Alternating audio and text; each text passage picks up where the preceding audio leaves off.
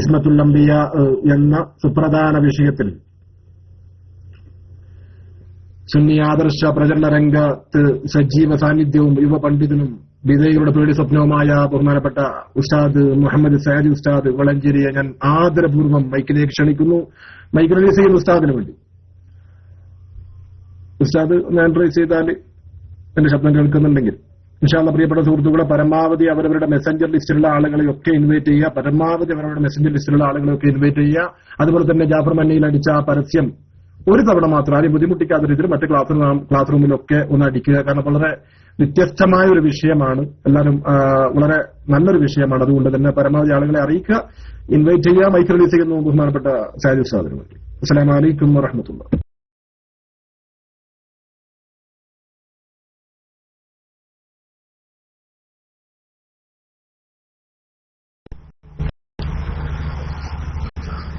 അസ്സലാമു അലൈക്കും വറഹ്മത്തുള്ളാഹി വബറകാതുഹു. ശബ്ദം കേൾക്കുന്നുണ്ടാകും എന്ന് വിചാരിക്കുന്നു. ബിസ്മില്ലാഹ് വൽഹംദുലില്ലാഹ് വസ്സലാത്തു വസ്സലാമു അലാ റസൂലില്ലാഹ് വഅലാ ആലിഹി വസ്സഹ്ബിഹിൽ ഫായിസീന ബിറിളല്ലാഹ്. അഊദു ബില്ലാഹി മിനശ് ശൈത്വാനിർ റജീം. ബിസ്മില്ലാഹിർ റഹ്മാനിർ റഹീം. ഉലൈകല്ലദീന ഹദല്ലാഹു ഫബിഹുദാഹു മുഖ്തദിഹ്. ഖാലല്ലാഹു അസ്സ വജൽ. പ്രിയപ്പെട്ട സഹോദരങ്ങളെ,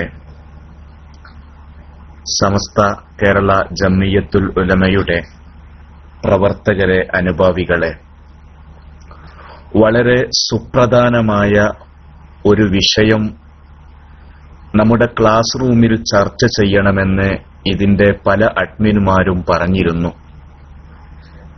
ഇസ്മത്തുൽ അംബിയാ, അംബിയാക്കളുടെ പാപസുരക്ഷിതത്വം, വിശുദ്ധ പ്രവാചകന്മാരുടെ ജീവിതത്തിലെ അവരുടെ വ്യക്തിത്വം, അവരുടെ പാപസുരക്ഷിതത്വം എന്ന വിഷയമാണ് ചർച്ച ചെയ്യാൻ ഉദ്ദേശിക്കുന്നത്.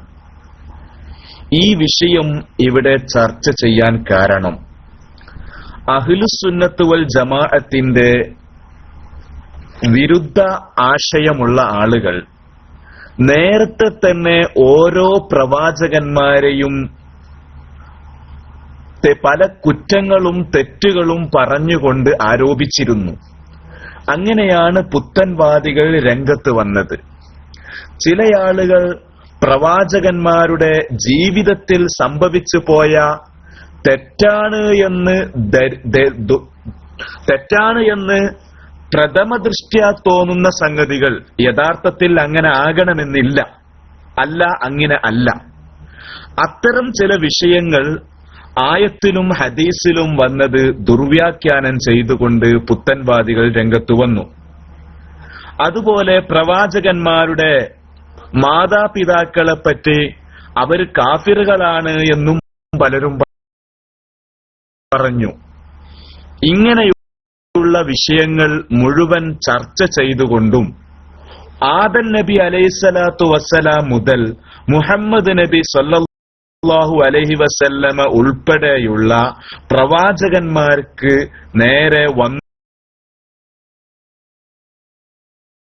ചെയ്യാൻ ഉദ്ദേശിക്കുന്നത്.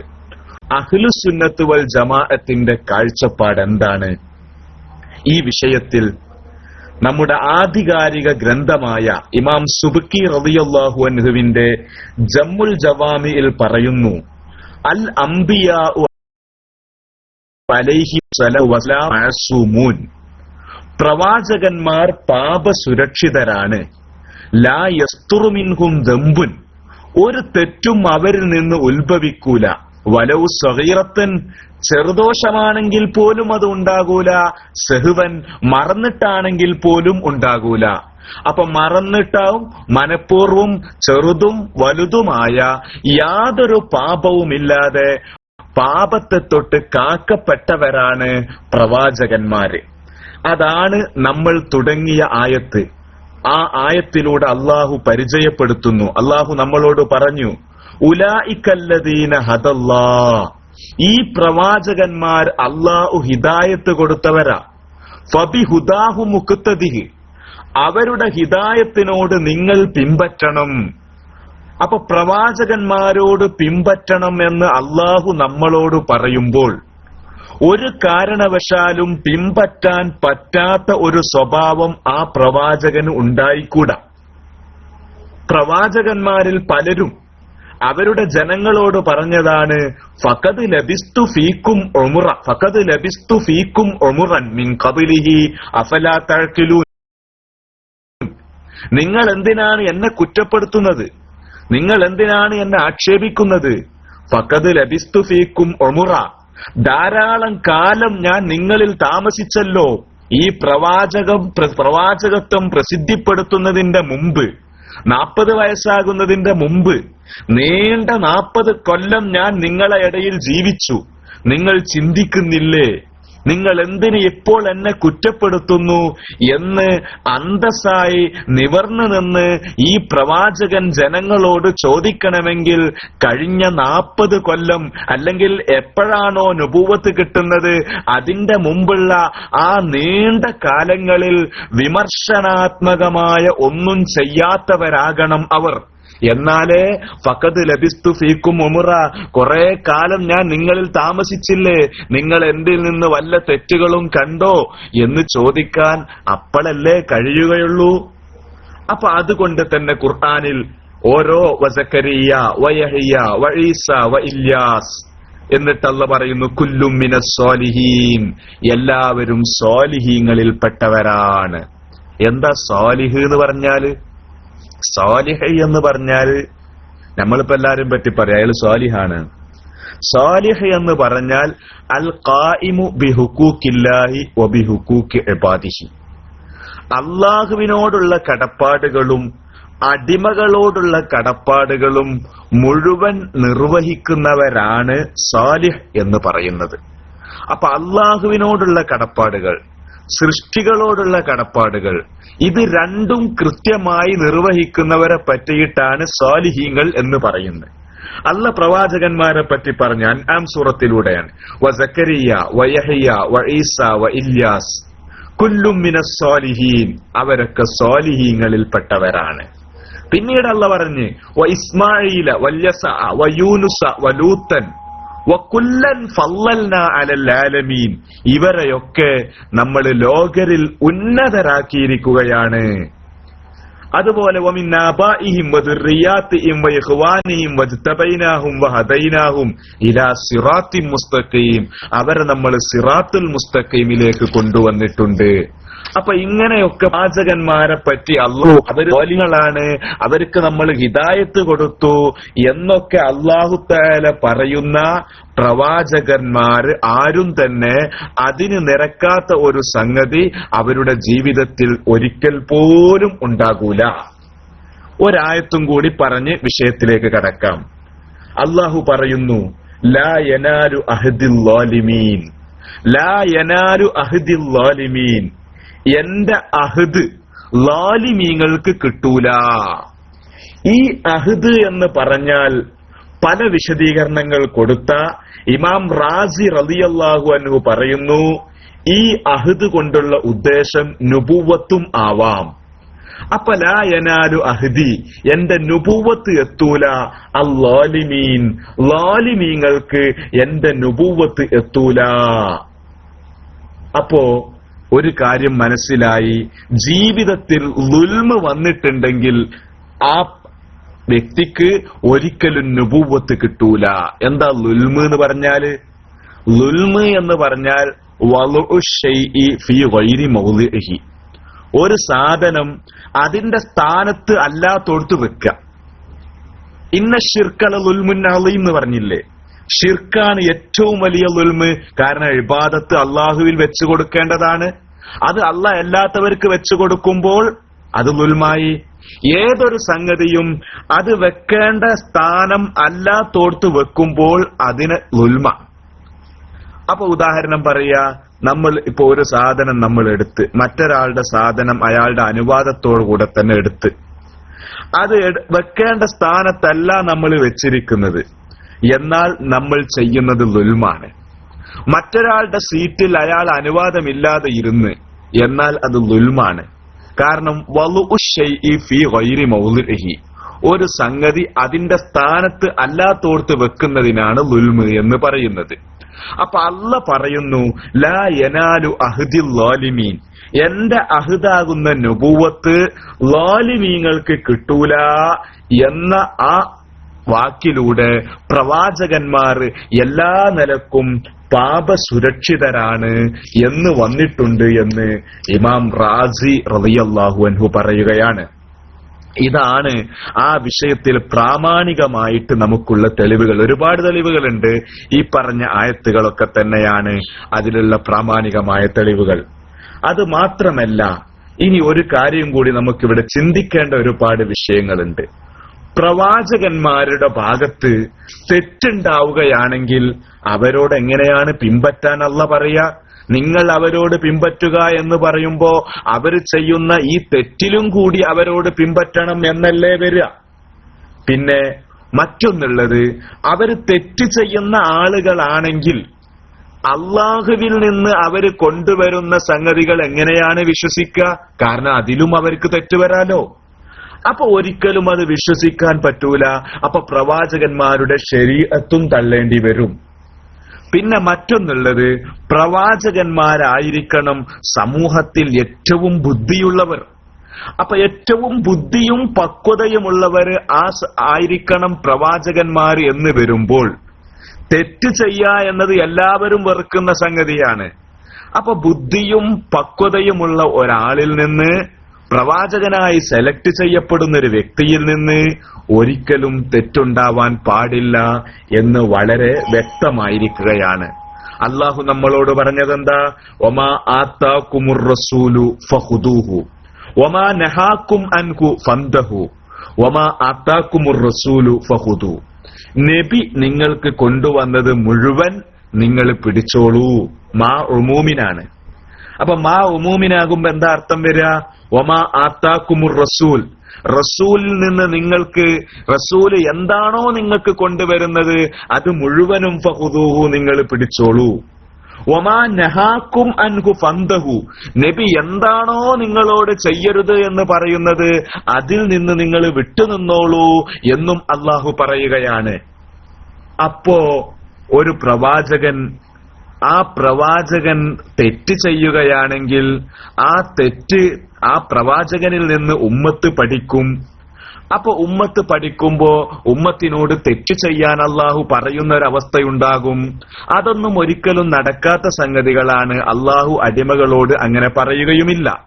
അപ്പൊ അതുകൊണ്ട് തന്നെ പ്രവാചകന്മാരായി ഈ ഭൂലോകത്തേക്ക് അള്ളാഹു പറഞ്ഞയക്കുന്ന വ്യക്തികൾ കറകളഞ്ഞ സ്വഭാവത്തിന്റെ ഉടമകളാകണം. അവർ കുറ്റങ്ങൾക്കതീതമായവരാകണം. ജീവിതത്തിൽ ജീവിതത്തിൽ അള്ളാഹുവിനോടോ ജനങ്ങളോടോ ഉള്ള കടപ്പാടുകളിൽ ഒരൽപ്പം പോലും വീഴ്ച വരുത്താത്തവരായിരിക്കണം പ്രവാചകന്മാർ എന്നുള്ളത് ഈ പറഞ്ഞ ആയത്തുകളിലൂടെയും ബുദ്ധിപരമായ തെളിവുകളിൽ നിന്ന് വളരെ വ്യക്തമാണ്. മഹാനായ റസൂലുള്ളാഹി സല്ലല്ലാഹു അലൈഹി വസല്ലമയുടെ നെഞ്ച് ഒന്നിലധികം തവണയായി അള്ളാഹു ജിബ്രീൽ അലൈഹിസ്സലാത്തു വസ്സലാമിനെ വിട്ട് ആ നെഞ്ച് പിളർത്തി കൽബ് കഴുകിയിരിക്കുകയാണ്. എന്തിനാണ് അങ്ങനെ കൽബ് കഴുകുന്നത്? എല്ലാവിധ ന്യൂനതകളിൽ നിന്നും നബി സല്ലല്ലാഹു അലൈഹി വസല്ലമയുടെ ഹൃദയത്തെയും നബിയുടെ ചിന്തയെയും കഴുകി വൃത്തിയാക്കണം എന്ന് അല്ലാഹു തആല തീരുമാനിച്ചത് കൊണ്ടാണ് നബി സല്ലല്ലാഹു അലൈഹി വസല്ലമയുടെ നെഞ്ച് പിളർത്തിയിട്ട് ഹൃദയം കഴുകിയത്. അങ്ങനെ ഒരുപാട് ഹദീസുകളിൽ നിന്നും ഈ പ്രവാചകന്മാരുടെ പാപസുരക്ഷിതത്വം നമുക്ക് വളരെ വ്യക്തമാണ്. അള്ളാഹുവിനെ പറ്റി ശരിയായ മഅരിഫത്തുള്ളവരും മാത്രമേ നബിയാവുകയുള്ളൂ, റസൂലാവുകയുള്ളൂ. തെറ്റ് ചെയ്യുന്ന ആളുകൾക്ക് ഒരു നിലക്കുമുള്ള മഅരിഫത്തും ഉണ്ടാവുകയുമില്ല. അതുകൊണ്ട് പ്രിയപ്പെട്ട സഹോദരങ്ങളെ, വളരെ വ്യക്തമാണ്, പ്രവാചകന്മാരുടെ ജീവിതത്തിൽ ഒരിക്കൽ പോലും മറന്നിട്ടോ മനഃപൂർവമായിട്ടോ ചെറുതോ വലുതോ ആയ നുബുവത്തിന് മുമ്പോ ശേഷമോ ആയ യാതൊരു പാപങ്ങളും അവരിൽ നിന്നുണ്ടാകൂല. നുബുവത്തിന്റെ മുമ്പും ഉണ്ടാവൂല. നബുവത്തിന്റെ മുമ്പുണ്ടാകുകയാണെങ്കിൽ പ്രവാചകൻ എങ്ങനെ എഴുന്നേറ്റ് നിന്നുകൊണ്ട് ഫഖദ് ലബിസ്തു ഫീക്കും ഉമുറ, ഒരുപാട് കാലം ഞാൻ നിങ്ങളുടെ ഇടയിൽ താമസിച്ചില്ലേ, നിങ്ങൾ എന്റെ വക്കൽ നിന്ന് വല്ലതും കണ്ടോ എന്ന് എങ്ങനെ പ്രവാചകന്മാർ ചോദിക്കുക? നബുവത്തിന്റെ മുമ്പും പാപം ഉണ്ടാവാൻ പാടില്ല. അങ്ങനെ ഉണ്ടെങ്കിൽ പിന്നെ എങ്ങനെ ചോദിക്കുന്നതിന് അർത്ഥമല്ലല്ലോ. അപ്പൊ കാര്യങ്ങൾ വളരെ വ്യക്തമാണ്. പ്രവാചകന്മാരുടെ ജീവിതകാലത്ത് അവരിൽ നിന്ന് യാതൊരു തെറ്റുകളും ഉണ്ടാകൂല എന്ന് ഈ പറഞ്ഞ വിശദീകരണങ്ങളിൽ നിന്ന് വളരെ വ്യക്തമാണ്. ഇനി നമുക്ക് ഓരോരോ പ്രവാചകന്മാരെ പറ്റിയിട്ട് ആ കാലത്തുള്ള ചില ആളുകളും അതിനുശേഷം വന്ന പുത്തൻവാദികളും ആരോപിച്ച ആരോപണങ്ങൾ നമുക്ക് വിശദമായിട്ട് പറയാം. നാളെ നമുക്ക് ഇൻഷാ അല്ലാഹ് ആദം നബി അലൈഹിസ്സലാത്തു വസ്സലാമിൽ തുടങ്ങാം. അതല്ലെങ്കിൽ നമ്മുടെ അഷ്റഫുൽ ഖൽഖ് റസൂലുള്ളാഹി സല്ലല്ലാഹു അലൈഹി വസല്ലമയിൽ തുടങ്ങാം. എന്നിട്ട് അവരെ പറ്റിയിട്ട് ഖുർആനിൽ വന്ന വിഷയങ്ങളും അതുപോലെ അവരെ പറ്റി സുന്നത്ത് ജമാഅത്തിന്റെ വിരോധികൾ ആരോപിച്ച ആരോപണങ്ങളും അതിന് നമ്മുടെ മുഫസ്സിരീങ്ങൾ കൊടുത്ത മറുപടിയും ഇൻഷാ അല്ലാഹ് വിശദമായിട്ട് പറയാം. ഇന്നൊരൽപ്പം തുടങ്ങാനും വൈകിട്ടുണ്ട്. അതുകൊണ്ട് നാളെ നമുക്ക് കൃത്യസമയത്ത് തുടങ്ങാം. അല്ലാഹു തൗഫീഖ് നൽകുമാറാകട്ടെ എന്ന് പറയുകയാണ്. പിന്നെ ഇൻഷാ അല്ലാഹ് എന്നാ പിന്നെ ഇന്നെ ബാക്കി കുറച്ചും കൂടി കാര്യങ്ങൾ പറയാം. ഏതായാലും ഇരിക്കട്ടെ. മഹാനായ അബുൽ ബഷർ നബിയുല്ലാഹി ആദം അലൈഹിസ്സലാം, ആദം നബി അലൈഹിസ്സലാത്തു വസ്സലാം നമ്മുടെ പിതാവാണ്. നമ്മുടെ പിതാവാണ് എന്നതിലുപരി മഹാനായ റസൂലുള്ളാഹി സല്ലല്ലാഹു അലൈഹി വസല്ലമയുടെ പിതാവായതിൽ അഭിമാനം കൊണ്ടിരിക്കുകയാണ് ആദം നബി അലൈഹിസ്സലാത്തു വസ്സലാം. ഈ ആദം നബി അലൈഹിസ്സലാത്തു വസ്സലാമിനെ പറ്റി വന്ന ആരോപണങ്ങൾ, ഒന്നാമതായി വന്ന ആരോപണം ആദം നബി അലൈഹിസ്സലാത്തു വസ്സലാം, അത് വളരെ പ്രസക്തമായതും എല്ലാവർക്കും അറിയുന്നതാണ്. ആദം നബി അലൈഹിസ്സലാത്തു വസ്സലാം പഴം പറിച്ചു എന്നത്. പഴം പറിച്ചു എന്നത് ഒരു വിഷയമാണ്. അല്ലാഹു വലാ തഖറബാ ഹാദിഇ ശജറ ഫതകൂനാ മിനൽ ളാലിമീൻ, ഈ മരത്തോട് നിങ്ങൾ അടുക്കരുത്, അടുത്താൽ നിങ്ങൾ ളുൽമ് ചെയ്തവരാകും എന്ന് അല്ലാഹു പറഞ്ഞു. എന്നിട്ട് അവർ ആ മരത്തോട് അടുത്തു, അതിൽ നിന്ന് തിന്നു. ഇതാണ് വിഷയം. ഇതിൽ ശക്തമായ ആരോപണങ്ങൾ ശത്രുക്കൾ ആദം നബി അലൈഹിസ്സലാത്തു വസ്സലാം തെറ്റ് ചെയ്തിട്ടുണ്ട് എന്ന് പറയുന്നു. എത്രത്തോളം ഇന്നത്തെ പുത്തൻവാദികൾ ഇപ്പോഴും അർത്ഥം വെക്കുന്നത് എന്താ?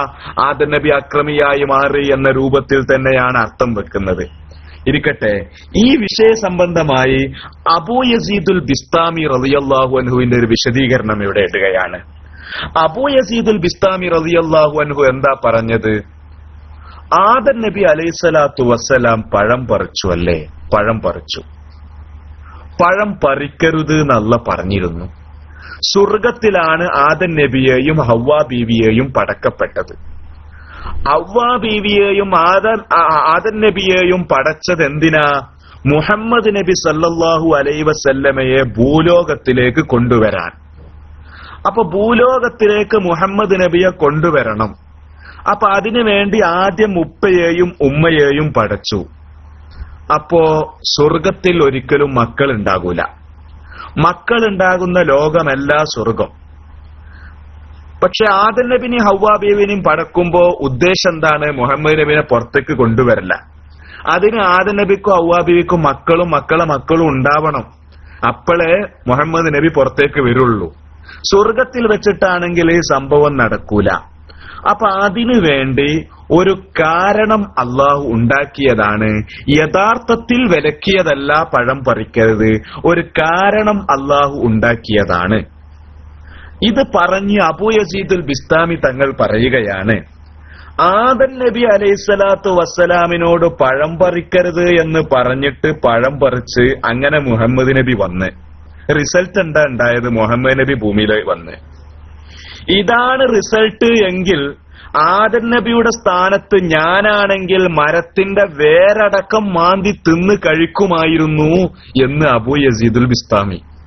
അബൂ യസീദുൽ ബിസ്താമി റളിയല്ലാഹു അൻഹുവിന്റെ പ്രവാചകനോടുള്ള സ്നേഹവും മുഹമ്മദ് മുസ്തഫ സല്ലല്ലാഹു അലൈഹി വസല്ലമയോടുള്ള അനിർവചനീയമായ ഇഷ്കുമാണ് ആ വാക്കിലൂടെ വരുന്നത്. അഥവാ ആദം നബി പഴം കഴിച്ചു, പഴം പറിച്ചു, കഴിക്കരുത് പറിക്കരുത് എന്ന് പറഞ്ഞിരുന്നു. പക്ഷെ അതിന്റെ റിസൾട്ട് എന്താ ഉണ്ടായത്?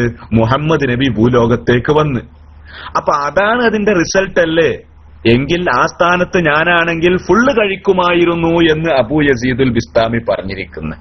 അപ്പൊ ഒരു കാര്യം മനസ്സിലായി, യഥാർത്ഥത്തിൽ ഒന്നും കഴിക്കരുത് എന്ന അർത്ഥത്തിൽ പറഞ്ഞതല്ല അത്, മറിച്ച് അല്ലാഹു തആല ഒരു കൽപ്പന നടത്തി. ആ കൽപ്പിക്കുമ്പോ തന്നെ അള്ളാഹുവിനറിയാം ആദം നബി അലൈഹിസ്സലാത്തു വസ്സലാം ഇങ്ങനെ ചെയ്യണം, എന്നാലേ ആദം നബിയെ പടച്ച ലക്ഷ്യങ്ങൾ നടക്കൂ എന്ന് അള്ളാഹുവിനറിയാം എന്ന രൂപത്തിൽ ഒരു വിശദീകരണം അബൂ യസീദുൽ ബിസ്താമി നൽകിയിട്ടുണ്ട്. മറ്റൊരു ഭാഗത്ത് അല്ലാഹു തആല തന്നെ പറയുന്നുണ്ട് ആദം നബി അലൈഹിസ്സലാത്തു വസ്സലാം നസിയ, മറന്നതാണ് എന്ന്. മറന്നുകൊണ്ട് ചെയ്യുന്നതിനെ പറ്റിയിട്ട് ഒരിക്കലും തെറ്റ് എന്ന് പറയൂല. അപ്പൊ പിന്നെ വലംന ളാലിമീൻ എന്നൊക്കെ പറഞ്ഞതോ, അത് ശ്രദ്ധിക്കണം. ഹസനാത്തുൽ അബ്റാരി സയ്യിആത്തുൽ മുഖറബീൻ, സാധാരണക്കാരുടെ ഹസനത്തുകൾ അടുത്ത ആളുകളുടെ പാപമായിട്ടാണ് കണക്കാക്കുക. അത് ശ്രദ്ധിക്കണം, അതൊരു പൊതു കായികയാണ്. ഹസനാത്തുൽ അബ്റാരി സയ്യിആത്തുൽ മുഖറബീൻ, സാധാരണക്കാരിൽ നിന്നുണ്ടാകുന്ന ഹസനത്തുകൾ അടുത്തതായ ആളുകൾ, അള്ളാഹുവിനോട് അടുത്തു നിൽക്കുന്ന ആളുകളുടെ ഭാഗത്ത് അത് തിന്മയായിട്ടേ കാണുകയുള്ളൂ. ഒരു ഉദാഹരണം പറയാം. ഞാൻ എന്റെ വീട്ടിലൊരു കല്യാണം നടക്കുകയാണ്. ആ കല്യാണത്തിന് ഞാൻ ക്ഷണക്കത്തുണ്ടാക്കി. 11:30 ക്ഷണക്കത്തിൽ പറയുന്നു 11:30 നിക്കാഹ്.